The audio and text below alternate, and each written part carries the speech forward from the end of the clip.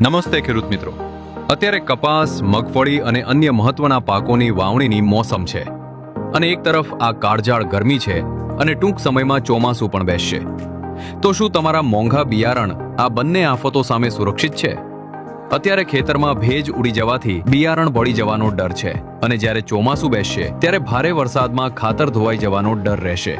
એટલે જ આ બંને સમસ્યાઓ સામે ઢાલ બનીને આવ્યું છે હિન્દુસ્તાન ગમનું અંકુરાયમ. તે અત્યારે ગરમીમાં ભેજને જકડી રાખે છે અને આગળ જતા વરસાદમાં ખાતર અને પોષક તત્વોને મૂળની પાસે સાચવી રાખે છે.